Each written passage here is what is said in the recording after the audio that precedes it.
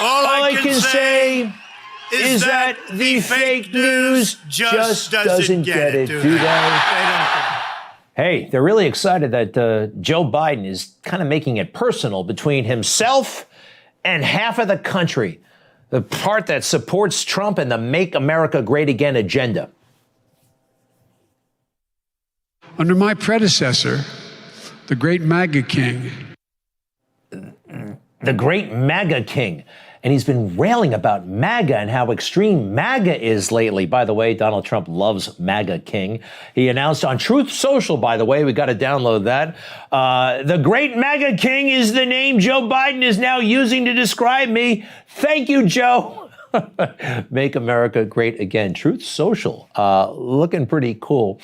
But yeah, Joe Biden railing against MAGA. I mean, sorry, Joe, but half of us are like that. And what did you promise?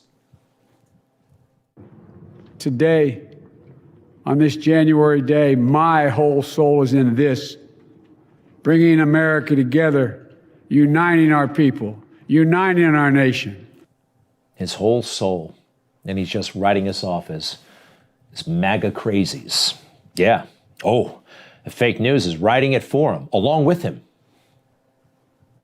Democrats are starting to get that. We're hearing the word MAGA come out of the president's mouth a lot. We're hearing out of Chuck Schumer's mouth, these MAGA Republicans, and then going on something you've been saying for a couple of months, just call them crazy. They're freaks. Because a lot of these candidates are flat out crazy. They are freaks. You look at what they're saying. They're freaks and liars. I don't know if ultra MAGA is going to work, though, because the Republicans are now saying, I'm proud to be ultra MAGA. It's giving them. Well, no, that'll give them 33%. Take your 33%. You sure about that? Yeah, I actually kind of like ultra MAGA, King MAGA. We also kind of like deplorables. Remember that? Remember how Hillary lied about us, besmirched us? That was a big mistake. We'll never forget, though. You could put half of Trump supporters into what I call the basket of deplorables. Right? The racist, sexist, homophobic, xenophobic, Islamophobic, you name it. So there are racists, xenophobics, Islamophobes everywhere, Kathy Barnett, everywhere. To say that half of Trump supporters are those things, it was horrific, horrific. And that's why we said, yeah, fine, call us deplorable, because we knew that was a lie. And 33%? I don't think so. I don't think so. Hey, Joe Biden took a bit of a fall. Take a look. I know, he barely fell, right? If you blink, you missed it. It really wasn't a fall. Take another look. Here he's going, slow motion. Oops, just a little bit. And quite frankly, I'm not going to give him a hard time about this. Anybody can take a little stumble. It barely was that. I was surprised that Twitter erupted. Biden says he's fighting inflation. We can't even trust him not to fall up the stairs. What else? All over the world, people were saying not kind things. Steady on, almost slips on the stairs to Air Force One. Biden stumbles on Air Force One again. Yeah, I think this was over the top. It wasn't that much of a fall. I was surprised.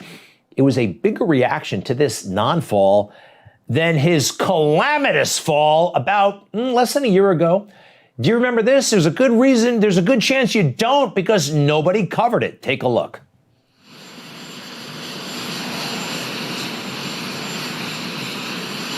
Bam! 1, 2, 3. Just erratic how the fake news. This was so undercovered. Anyway, I am going to give him a break. That was a minor trip, not a fall today. This was a catastrophe. Oh, when a Republican falls, watch out. For President Ford, the year seemed full of snags. In June, he fell down the plane steps on arriving in Austria. Oh, that was a bad fall. And that almost determined the rest of his presidency. I mean, take a look at this. It was a front page story in the New York Times. And yeah, they would not let him hear the end of it. They made fun of him everywhere he went, that one fall. And by the way, it was rainy and slippery. Anyway, even back then, they were fake and unfair. All right, so we have an important milestone. It is important, I guess. 1 million COVID deaths. We've reached officially 1 million COVID deaths. Now, how was this milestone acknowledged? How was it commemorated? Well, let's go back how we commemorated previous milestones. At 400,000, there was a major event run by Joe Biden the night before he became president. Take a look at the big speech and 400 candles, I believe, for each victim. I mean, it really was something. At 500,000 deaths, a big national address and more candles, this time outside the White House, and a solemn appearance by the president, the first lady, Kamala Harris, her husband. 600,000 deaths. I think, is this when they start to tone it down a little bit? Yes, it is. They put out a tweet, just a tweet. What'd they do at 700,000 deaths? You see, this is happening on their watch. You get it? Just a statement, just a statement. We must not become numb to the sorrow as they become numb to the sorrow. And then at 800,000 deaths, they do it at, 100,000 benchmarks. Joe Biden actually laughs it off. President Biden, on 800,000 coronavirus deaths, if you have a statement on your responsibility, why haven't you asked China to do more to be transparent on the origins? Wow, huh? Mr. Empathy, the consoler-in-chief. Now that we are at 1 million COVID deaths, he made a statement that was, I believe, issued not necessarily to all of us, but to a health conference held in Europe. And here's a bit of that. There's still so much left to do. This pandemic isn't over. Today, we mark a tragic milestone here in the United States. 1 million COVID deaths. That's it. A statement from a room. 1 million. That's a big number. It's a lot bigger than 400,000. Remember that? 400,000 and all those candles in front of the Lincoln Memorial? 1 million? Just Joe sitting in his office by himself. Because it's on his watch now.